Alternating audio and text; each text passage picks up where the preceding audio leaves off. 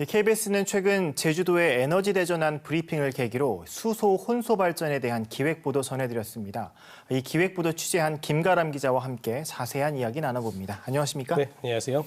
네, 먼저 그 수소 혼소라는 말이 참 생소할 수 있거든요, 시청자분들은. 어떻습니까? 어떤 걸 의미하는 겁니까?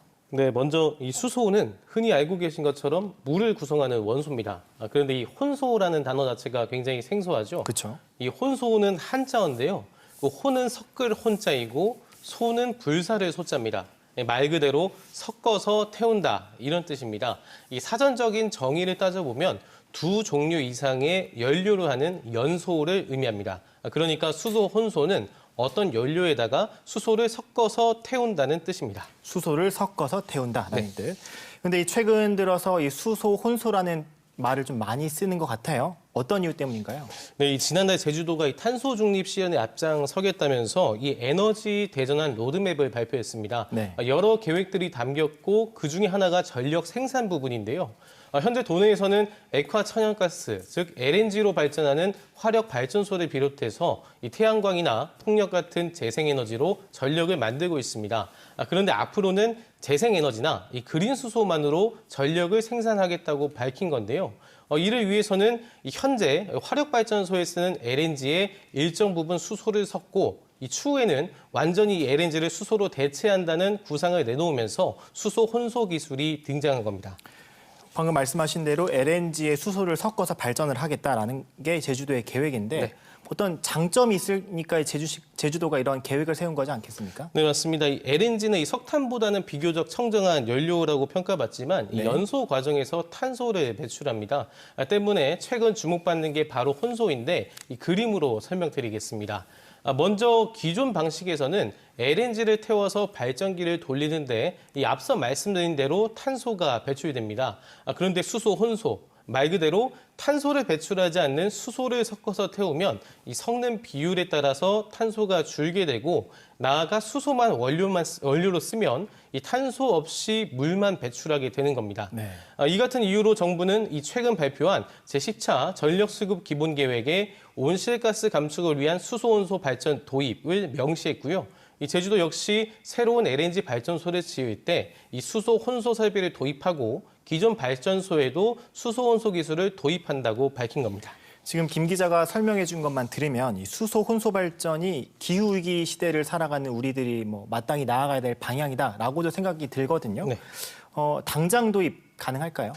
이게 쉽지 않습니다. 이것도 마찬가지로 그림을 보면서 설명드리겠습니다. 네. 지금 보시는 장면은 이 LNG를 태워서 전기를 만드는 발전기 내부의 연속인데요. 처음에는 LNG 100% 이제 연소 장면입니다. 파란 불꽃이 고르게 타오르다가 이 수소 비율을 높일수록 불꽃이 오른쪽으로 이동하더니 현재 보시는 것처럼 한 70%까지 높이면 한쪽에 치우쳐서 강하게 타오릅니다. 네. 이 수소의 반응 속도가 LNG보다 빨라서 나타나는 현상입니다. 기존 LNG 설비는 화염이 중심에 있을 때를 기준으로 냉각 기술이 적용됐는데요. 이 수소 비율이 높아질 경우에 앞서 보신 것처럼 이 냉각 기술이 적용되지 않은 부분에 많은 열이 가해지면서 기계적인 결함이 발생할 수 있습니다. 이 같은 문제를 비롯해서 수소와 LNG는 둘이 이제 특성이 다르기 때문에 바로 혼소를 도입하기는 어려운 상태입니다. 당장 수소 혼소 발전하기는 어렵다면 네. 현재 지금 기술은 어느 정도 수준까지 올라와 있을까요? 네, 이 혼소를 위한 기술은 크게 두 가지로 나눠서 말씀을 드릴 수 있겠는데요. 네. 먼저 이 기존의 LNG 설비에 수소를 섞는 방식과 아예 수소 혼소를 염두에 둔 설비를 개발하는 방식 두 가지입니다.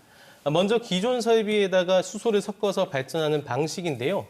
기존에 있던 LNG 설비를 모두 폐기해버리면 경제적 손실이 크기 때문에 추진된 측면이 크다고 볼 수 있습니다. 현재 한전전력연구원 등에서 기존 LNG 설비에 어느 정도까지 수소를 섞을 수 있고 또 어떻게 운영하면 안정적으로 발전할 수 있는지에 대한 연구를 벌이고 있는데요. 이 같은 방식은 제주에서도 한림화력발전소에서 조만간 실증 연구에 들어갈 계획에 있습니다. 네, 지금 말씀해 주신 건 기존 설비를 활용하는 방안이었던 거고 네. 그렇다면 일종의 수소 혼소 전용 설비에 대한 기술 수준은 어떻습니까? 네, 일단 우선 미국을 중심으로는 절반까지 수소를 섞을 수 있는 설비가 조만간 상업 운전에 나설 전망이고요. 네. 국내에서도 수소를 30%까지 섞는 시험을 마친 데 이어서 오로지 수소로만 발전하는 이 설비 개발도 본격 추진되고 있습니다. 앞서 이 기존 설비로 수소 혼소 실증을 추진할 예정인 한림화력발전소에서도 2025년부터는 수소만을 쓰는 설비의 실증 연구가 이뤄질 계획입니다.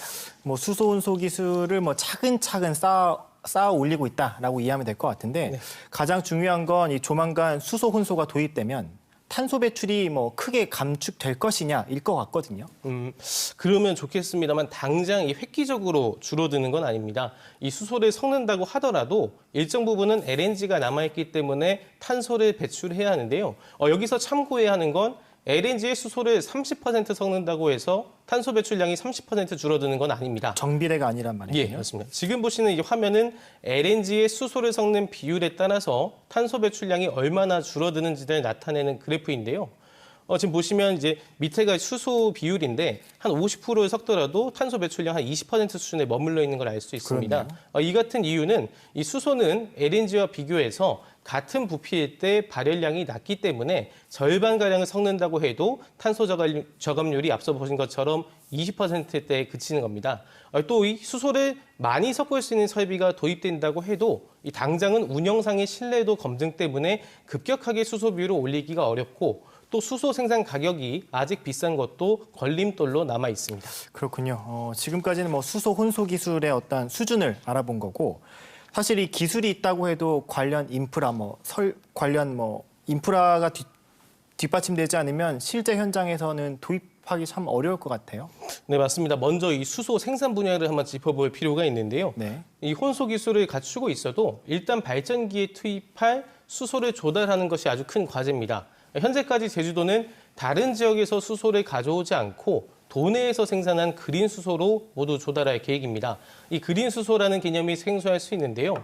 기존의 수소 같은 경우는 천연가스 같은 화석 연료에다가 이 수증기를 반응시키는 등의 방식으로 만들어서 탄소를 배출하게 되는데 이 그린 수소 같은 경우에는 풍력이나 태양광 같은 재생에너지로 물을 분해해서 만들어서 이 탄소를 배출하지 않는 대신 가격이 더 비싸다는 단점이 있습니다.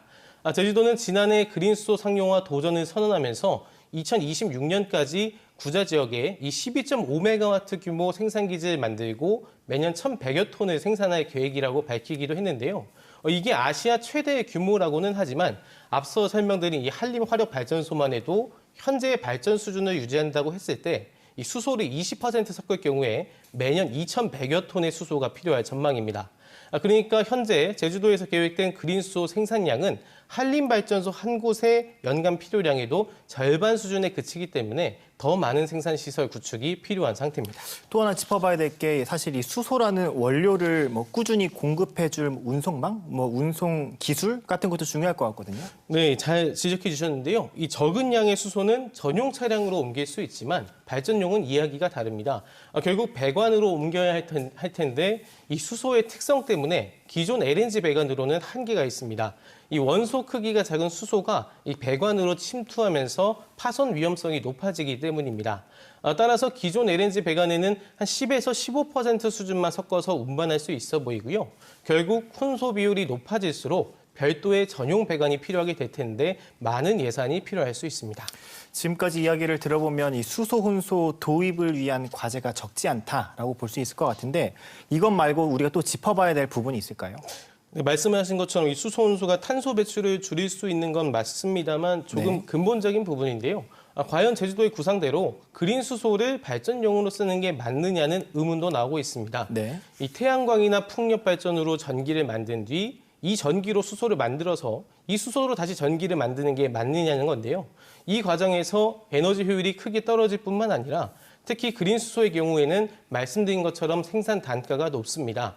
이 특정 시간 재생 에너지가 넘쳐나서 현재 출력 제어가 잇따르는 상황에서 이 남는 전기를 수소에 저장한다는 측면을 이해하지 못하는 건 아니지만 소위 가성비가 너무 떨어지는 겁니다. 네. 이런 고민을 비롯해서 말씀해 주신 것처럼 남은 과제가 적지 않은 상황인데도 이 제주도 차원의 구체적인 계획들은 아직 마련되지 않은 것으로 파악됩니다.